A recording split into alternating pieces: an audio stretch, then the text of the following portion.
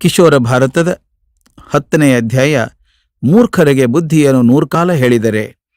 ಇದರ ಮೊದಲನೇ ಉಪ ಅಧ್ಯಾಯ ನಹುಷನ ಕಥೆ. ಹಿಂದೆ ವಿಶ್ವರೂಪ ಎಂಬೊಬ್ಬ ತಪಸ್ವಿ ಇದ್ದ.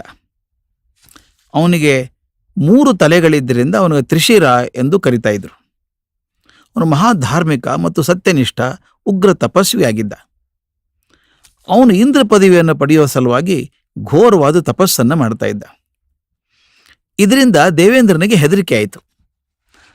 ತ್ರಿಶಿರ ತಪಪ್ರಭಾವದಿಂದ ತನ್ನ ಪದವಿಯನ್ನು ಕಸಿದುಕೊಂಡ್ರೆ ಏನು ಗತಿ ಎಂದು ಆತ ಚಿಂತಿತನಾದ. ವಿಶ್ವರೂಪನ ತಪಸ್ಸು ಕೆಡಿಸಲು ಹಲವಾರು ರೀತಿಯಲ್ಲಿ ಪ್ರಯತ್ನ ಮಾಡಿದ. ಆದರೆ ವಿಶ್ವರೂಪ ಅಲ್ಲಾಡಲಿಲ್ಲ. ಕೊನೆಗೆ ಇಂದ್ರ ಕೋಪಗೊಂಡು ತನ್ನ ವಜ್ರಾಯುಧದಿಂದ ಅವನನ್ನು ಕೊಂದುಬಿಟ್ಟ. ನಿರಪರಾಧಿಯೂ ಸಾತ್ವಿಕನೂ ತಪಸ್ವಿಯೂ ಆಗಿದ್ದಂಥ ವಿಶ್ವರೂಪನನ್ನು ಕೊಂದದ್ರಿಂದ ಇಂದ್ರನಿಗೆ ಘೋರವಾದ ಪಾಪ ಸುತ್ತಕೊಂಡಿತು. ಅವನ ತೇಜಸ್ಸು, ಶಕ್ತಿ, ಪರಾಕ್ರಮಗಳು ನಷ್ಟವಾದವು. ಇಂದ್ರನಿಗೆ ತನ್ನ ಪದವಿಯಲ್ಲಿ ಮುಂದುವರಿಯೋ ಧೈರ್ಯ ಇಲ್ಲದೆ ಯಾರಿಗೂ ಕಾಣದಂತೆ ಅಡಗಿಕೊಂಡು ಬಿಟ್ಟ. ಹೀಗೆ ಇಂದ್ರ ಅದೃಶ್ಯನಾದ ಕೂಡಲೇ ದೇವಲೋಕದಲ್ಲಿ ಹಾಹಾಕಾರ ಉಂಟಾಯಿತು. ತಮ್ಮ ದೇವಾಧಿದೇವನೇ ಕಾಣದೇ ಹೋಗಿದ್ದರಿಂದ ದೇವತೆಗಳು ಗಾಬರಿಗೊಂಡರು. ಎಲ್ಲರೂ ಸೇರಿ ಇಂದ್ರನನ್ನು ಹುಡುಕಬೇಕೆಂದು, ಅಲ್ಲಿಯವರೆಗೆ ತಮ್ಮ ಲೋಕಕ್ಕೆ ಇನ್ನೊಬ್ಬ ನಾಯಕನನ್ನು ಆಯ್ಕೆ ಮಾಡಬೇಕೆಂದು ಯೋಚನೆ ಮಾಡಿದರು. ಆ ಸಮಯದಲ್ಲಿ ಭೂಲೋಕವನ್ನು ಚಂದ್ರವಂಶದ ರಾಜ ನಹುಷ ಆಳುತ್ತಿದ್ದ. ಅವನು ಊರ್ವಶಿ ಪುರೂರವರ ಮೊಮ್ಮಗ. ಮಹಾಧರ್ಮಿಷ್ಠ, ತೇಜಸ್ವಿಯಾದ ಅವನು ಯಶಸ್ಸಿನಿಂದ ರಾಜ್ಯ ಆಳುತ್ತಾ ಇದ್ದ. ದೇವತೆಗಳು ಅವನನ್ನೇ ದೇವಲೋಕದ ಅಧಿಪತಿಯನ್ನಾಗಿ ಮಾಡಬೇಕು ಅಂತ ಯೋಚನೆ ಮಾಡಿದರು. ಎಲ್ಲರೂ ಭೂಲೋಕಕ್ಕೆ ಹೋಗಿ ನಹುಷನ ಬಳಿ ತಮ್ಮ ಪ್ರಾರ್ಥನೆಯನ್ನು ಸಲ್ಲಿಸಿದರು.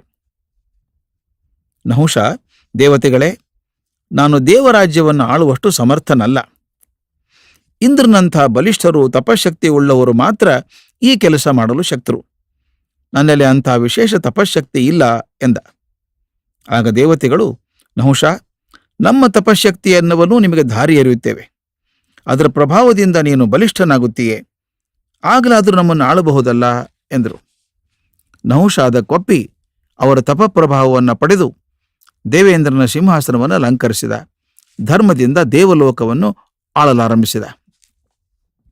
ಆದರೆ ಕಾಲ ಕಳೆದಂತೆ ಅಮರಾವತಿಯ ವೈಭವ ನಹುಷನ ತಲೆ ಕೆಡಿಸಿತು. ಅವನ ಧರ್ಮ ಬುದ್ಧಿ ಕ್ಷೀಣವಾಗುತ್ತಾ ಬಂತು. ಅಹಂಕಾರ ದರ್ಪಗಳಿಂದ ಅವನು ಮೆರೆಯೋದಕ್ಕೆ ಪ್ರಾರಂಭ ಮಾಡಿದ. ಅವನ ಜೊತೆಗೆ ವಿಲಾಸದ ಹುಚ್ಚು ಹತ್ತಿಕೊಂಡಿತು. ರಾಜ್ಯಾಡಳಿತವನ್ನು ಕೈಬಿಟ್ಟು ಯಾವಾಗಲೂ ಸ್ತ್ರೀಯರ ಸಹವಾಸದಲ್ಲಿ ಕಾಲ ಕಳೆಯಲಾರಂಭಿಸಿದ. ಇದರಿಂದ ದೇವತೆಗಳಿಗೆ ಗಾಬರಿಯಾಯಿತು. ನಮ್ಮೆಲ್ಲರ ತಪಶಕ್ತಿಯನ್ನು ನಹುಷ ದುರುಪಯೋಗ ಮಾಡಿಕೊಳ್ತಾ ಇದ್ದಾನಲ್ಲ ಎಂದು ಚಿಂತೆಗೀಡಾದರು. ಮೊದಲಿನ ಇಂದ್ರನನ್ನೇ ಅರಸಿಕೊಂಡು ಹೊರಟರು. ದಿನಕ್ರಮೇಣ ನಹುಷನ ಕಾಮುಕತೆ ಎಲ್ಲೆ ಮೀರಿತು. ಅವನೊಮ್ಮೆ ದೇವೇಂದ್ರನ ಪತ್ನಿಯಾದ ಶಚಿದೇವಿಯನ್ನು ಕಂಡು, ನೀನು ನನ್ನ ಪತ್ನಿಯಾಗು, ಯಾಕೆಂದರೆ ಈಗ ದೇವಲೋಕಕ್ಕೆ ನಾನೇ ಇಂದ್ರ ಎಂದ. ಮೊದಲೇ ಪತಿಯ ಸುಳಿವಿಲ್ಲದೆ ತಪ್ತಳಾಗಿದ್ದಂಥ ಶಚಿದೇವಿ ನಹುಷನ ಮಾತುಗಳನ್ನು ಕೇಳಿ ವ್ಯಥೆಗೊಂಡಳು. ಅವಳು ಇಂದ್ರನನ್ನು ಹುಡುಕಿಕೊಂಡು ಹೊರಟಳು. ಸಮುದ್ರ ಮಧ್ಯದ ದ್ವೀಪವೊಂದರಲ್ಲಿ ಪಾಪ ಭೀತಿಯಿಂದ ಅಡಗಿ ಕುಳಿತಿದ್ದಂಥ ಇಂದ್ರನನ್ನ ದೇವತೆಗಳು, ಶಚಿದೇವಿ ಕಂಡರು. ಅವರುಗಳು ತಮಗೆ ಒದಗಿದ್ದಂಥ ದುರವಸ್ಥೆಯನ್ನು ಹೇಳಿದರು. ಇಂದ್ರ ಆದಷ್ಟು ಬೇಗ ತನ್ನ ಪಾಪವನ್ನು ಪರಿಹರಿಸಿಕೊಂಡು ಸ್ವರ್ಗಕ್ಕೆ ಹಿಂತಿರುಗಬೇಕು ಎಂದು ಪ್ರಾರ್ಥನೆ ಮಾಡಿಕೊಂಡ್ರು. ವಿಶ್ವರೂಪನನ್ನು ಕೊಂದು ಪಶ್ಚಾತ್ತಾಪ ಪಡುತ್ತಿದ್ದ ಇಂದ್ರ ಅಶ್ವಮೇಧ ಯಾಗವನ್ನು ಮಾಡಿದರೆ ಅವನ ಪಾಪ ನಿವಾರಣೆಯಾಗ್ತದೆ ಎಂದು ದೇವತೆಗಳು ತಿಳಿಸಿದರು. ಇಂದ್ರ ಅದರಂತೆ ಅಶ್ವಮೇಧ ಯಾಗವನ್ನು ಆರಂಭಿಸಿದ. ಶಚಿದೇವಿಯನ್ನು ಸಮಾಧಾನ ಪಡಿಸಿ ನಹುಷನಿಗೆ ಬುದ್ಧಿ ಕಲಿಸುವ ಉಪಾಯವೊಂದನ್ನು ಅವಳಿಗೆ ಹೇಳಿ ಕಳುಹಿಸಿದ.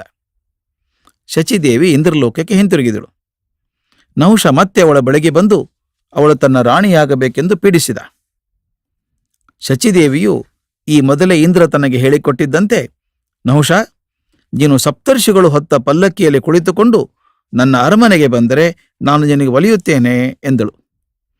ಸ್ತ್ರೀ ಮೋಹದಿಂದ ಮೂಢನಾಗಿದ್ದ ನಹುಷ ಇದಕ್ಕೊಪ್ಪಿಕೊಂಡ.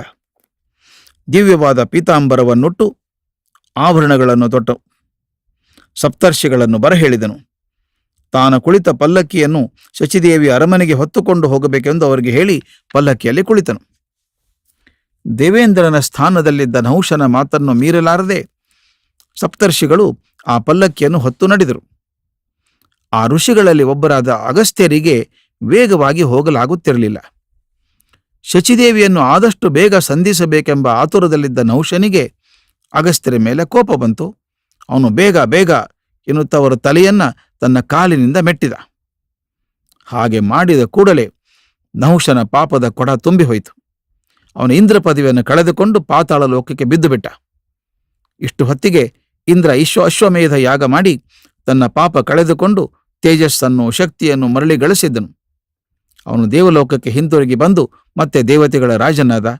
ಶಚಿದೇವಿ ಪತಿಯನ್ನು ಕೂಡಿಕೊಂಡಳು. ಶಲ್ಯ ಈ ಕಥೆಯನ್ನು ಹೇಳಿ, ಯುಧಿಷ್ಠಿರ, ದೇವೇಂದ್ರನಿಗೆ ಸಹ ಕಷ್ಟ ತಪ್ಪಲಿಲ್ಲ. ಅವನು ತನ್ನ ಪಾಪದ ಫಲವನ್ನು ಅನುಭವಿಸಬೇಕಾಯಿತು. ಅಂಥದ್ರಲ್ಲಿ ನಾವು ಕಷ್ಟಪಡುವುದರಲ್ಲಿ ವಿಶೇಷ ಏನಿದೆ? ಇನ್ನು ನಹುಷನಂಥ ಧರ್ಮಾತ್ಮರೇ ತಮಗೆ ದೊಡ್ಡ ಅಧಿಕಾರ ಪ್ರಾಪ್ತವಾದಾಗ ಅನೀತಿಯುತವಾಗಿ ವರ್ತಿಸಿದರು ಎಂದ ಮೇಲೆ ದುರ್ಯೋಧನನಂತಹ ದುರುಳರು ಅನ್ಯಾಯ ಮಾಡುವುದರಲ್ಲಿ ಆಶ್ಚರ್ಯ ಏನಿದೆ?